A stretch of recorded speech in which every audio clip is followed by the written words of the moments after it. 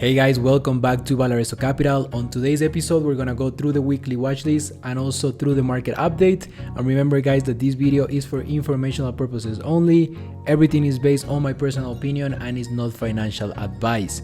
Also guys, remember to like and subscribe and also share this video so that more people can find this information useful and use it as an asset for their trading analysis and also their investment decisions. So thank you so much guys for being here. We had a pretty volatile week, right? March has been one of the most volatile months that we have seen so far in 2023. However, I think that we're now setting up for a very big move. And I think that move, as we go through the video, we're gonna see that move is probably gonna be a continuation to the upside. We're seeing a lot of strength in the mega caps, so we're gonna review some of those names for the weekly watch list, and of course we're gonna take a look at the SPX. Also guys, remember that if you don't follow me on my Twitter account, make sure to do that. It's at Valareso Capital. So let's start here in the charts guys. Let's just jump directly here into the SPX. And this is, as always, you know guys, that I think that a lot of traders complicate the market in a lot of ways, right? I don't have anything against sentiment indicators or other kind of crazy indicators that a lot of people use. However, I think that if you're looking to swing trade, right, and I'm not talking about position trading and investing like having a 5 years horizon and everything, that you need to have an understanding of probably of the macro and all that kind of stuff. But if you're just a swing trader like myself, and you're looking to swing something for 5 days, maybe 7 days, or maybe 2 days, you don't need to know any of that stuff. You just need to focus on the charts and look for the most important levels on the SPX. Remember that 80% of the stocks, and I actually think that more of that, most of those stocks, they trade directly with the SPX, meaning that if the SPX is up, the probability of that stock being up is very, very high. And if the SPX is going down, then the probability of that stock selling off is also very high. So therefore, if the SPX is at resistance, then the probability of that stock continuing higher is lower. And if the SPX is at support, then the probability that the stock that you're trading is about to go higher is higher. So that's one of my most important messages here in the channel. So as we look here in the SPX, as we look here in the SPX, you can see right here, and anyone who's new to the channel, if you want to understand what are the lines that I have in my chart and everything, make sure to watch the playlist of the tools of my trading system. You will find a lot of the information about the moving averages that I use. So I think that's going to be pretty helpful, and you can find all those links in the description below. So going back to the chart, you can see right here that the SPX is bouncing above that 200 daily moving average. The 200 daily moving average is the blue moving average in my charts. So this is a very, very, very important level. So you can see right here that level was resistance. Then we pop above that level, had a very consistent rally, and then we had a pullback back into that 200 daily moving average. You can see that we had kind of a little bit of a rally that was coming into a decline in 30 daily moving average, and then of course we had the sell-off. Now what is really interesting is that we pop back above that moving average, found a little bit of resistance at the 50 daily moving average, but you can see that even though we got rejected, the market is actually holding this level, is holding the 200 daily moving average, and is also holding this very important level of 3,900. That's a very, very important level for the SPX. That has been a very important level throughout the entire year. You can see it right here. So it is my opinion, based on the price action that I'm seeing, that the probability that we're gonna bounce from this level is actually pretty high. So what I'm looking for next week is for the SPX to hold 3,900, hold the 200 daily moving average, and then probably we will see a rally all the way back somewhere around 4,080. That's the expectation that I have for next week. And of course, if you're a student of the squeeze, you can see that we have a squeeze. The momentum is going higher, and then this is the momentum indicator that I coded.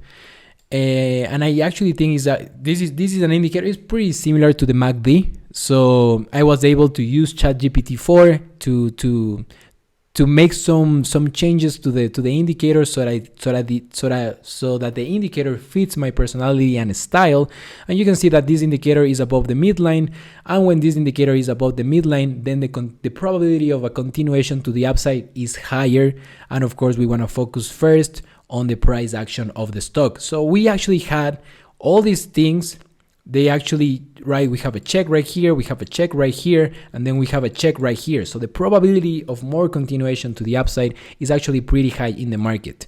And this is everything you need to know, right? Everything that you need to know is in the SPX. And we can take a look at the put call ratio and all these crazy other stuffs, but the most important thing is the price action on the SPX, because the SPX is the most important index that we have.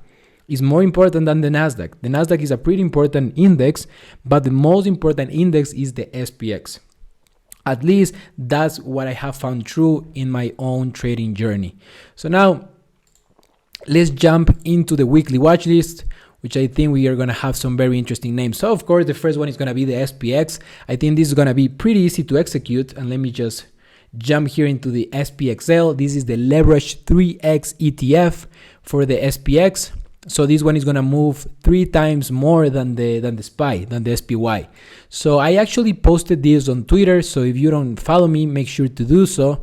I posted this trade that I have right now, and you can see right here that I have the both of my buys that I did on the SPXL. So I bought it somewhere around here on average, and I'm looking for a continuation to the upside, right? My stop is gonna be right below the low of the candle that we made on Friday, and then I'm gonna be looking for a continuation into this level of resistance right here. And of course, I'm gonna be tracking the SPX when the SPX is somewhere around 4,065. That's kind of the level where I'm gonna be looking to grab some of my profits. So this one is gonna be the first name that I have, and of course you can see the squeeze. You can also see the buy signal in the momentum indicator, and everything is looking pretty well for the SPXL.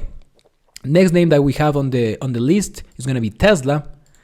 And I also have a position in Tesla that I started. I started this position on Friday. You can also see the buys that I have active here, and this is actually a pretty interesting chart. So this chart is a perfect example of something that I learned when I read the book by Oliver Kell. This book is called Victory in Stock Trading. Actually, a pretty fantastic book. It's a very small book. And the amazing thing about that book is that Oliver makes an amazing job when he's explaining the price action cycle of a stock. So that's actually pretty amazing. So if you study that book, then you know that as soon as Tesla popped above this level right here, above this 21 exponential moving average, that's what he calls a wedge pop. That is usually that's usually the first step for a change in the trend. So that will complete the down cycle. Now we have the beginning of a possible up cycle. So you have the wedge pop right here, and then usually what you have is a pullback back into those moving averages. You can use whatever moving average that you use. I use the 8 exponential and I use the 21 exponential daily moving averages. And you can see that we have the wedge pop, the move above it, and now we're having the pullback into those moving averages. So far the price is holding, and I think that that's a great level to start adding to a possible long position. So that's actually what he calls the EMA crossback, which is basically just a pullback to retest that support, and then perhaps we're gonna see a continuation to the upside. The target that I'm looking in Tesla is actually that declining 200 daily moving average, and of course managing your position perhaps with a stop somewhere around 185. I think that will give you some nice room if we see a little bit of chop in Tesla before it actually moves to the upside. And then of course you can see that the TTM squeeze, we don't have a squeeze, but the momentum is going higher, and you can see that the momentum indicator also is moving above the midline, and we have a buy signal. So this one is looking pretty amazing. And then the next one is going to be Amazon. What I love about Amazon is that of course we have a squeeze, and you can see that I also have a position here. What I love about Amazon is that we have a squeeze, is starting to fire to the upside, and of course you can see that the momentum of the momentum indicator is way above the midline. So that means that we have a lot of positive energy or bullish energy, meaning that there's more buying than selling happening in the stock. And you can see right here that is kind of the same thing. You can see that here we have the wedge pop, meaning that we have that move above the 21 exponential. You can see that we have a strong move, meaning that we have a change in the trend. And now you can see that here we had our first EMA crossback. And you can see that we had a little bit of a rally, perhaps we had a little bit of resistance, and now we're starting to form a little bit of a base. So this little base is actually pretty interesting. You can see here that we're basing a little bit right below this level of resistance. So I'm going to explain something that is actually pretty powerful. When you have a downtrend, it's actually pretty easy to identify it, right? Because you start to see lower lows and lower highs, right? Lower lows and lower highs. That's a downtrend. Usually when a downtrend changes is when we take out the supply, meaning that the buyers are able to take out the sellers. That is actually what happened in Amazon. It happened right here, right? When we take actually those sellers. Now you can see that we have more sellers, we have more supply at this level right here on this day.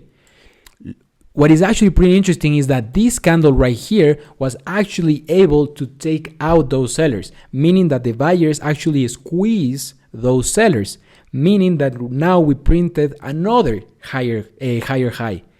And now the probability is telling us that there's a chance that the buyers continue to be in control. So the expectation is that demand, meaning support, is going to hold. And that's exactly what happened here. And that's exactly what is happening on the candle that we had here. You can see that we are holding the 21 exponential moving average. And then, of course, the expectation is for a continuation to the upside. Since we have a really nice base, I think that there is a possibility of Amazon actually testing that declining 200 daily moving average. But of course, if we happen to get a breakout somewhere around this supply level, then perhaps taking partials makes a lot of sense. And of course, managing your position somewhere around using a stop somewhere below that 30 daily moving average, I think it makes a lot of sense. And then the last name that I'm going to share with you is going to be Visa. It might sound like a pretty boring stock to trade, but actually Visa offers some really nice swing trading moves. You can see that we had a really nice swing trading move right here, and you can also see that we had a really nice swing trading here, and we also had a nice swing trading here. So if you're just seeing chop, then you're not looking close enough. And that's something really interesting, because you're like, oh my god, Visa is just trading sideways. It's actually not. If you're a swing trader, there's a lot of opportunity in this chop. You can see right here, this was an amazing uptrend. It lasted for almost a month. And this right here was an amazing downtrend. It lasted almost a couple of weeks. And then we had an amazing move right here. So if you're a swing trader, you have to be able to understand the cycles of price and then using those cycles of price as for your advantage. So right now, you can see that we have the wedge pop right here when price move above that 21 exponential moving average. And now we're having that EMA crossback as we take out the sellers, right? We took out the sellers. So now the expectation is that demand is going to hold. And then, of course, looking for a retest of this selling wall right here, and then perhaps a little bit more, perhaps over here. We will have to see, but of course the first target is the high probability target, and that's the next level of supply. And of course managing your position with a stop somewhere around this level right here.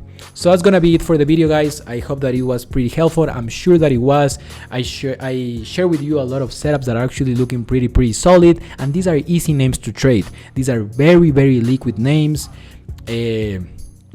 It's not like if you're trading like a very small cap, when you have the risk of a gap down or something like that. When you're trading these big mega caps, the probability that they're gonna follow the market is really high, and the probability that they're gonna offer nice and easy swings to trade is also pretty high. So at the end of the day, the goal in the market is to make money, right? Is to grow the account, is to find financial freedom. And I have found that if you just focus on a couple of names, you're gonna be able to accomplish that goal. So once again, thank you so much, guys, for watching, and I will see you on future videos. Take care and bye bye.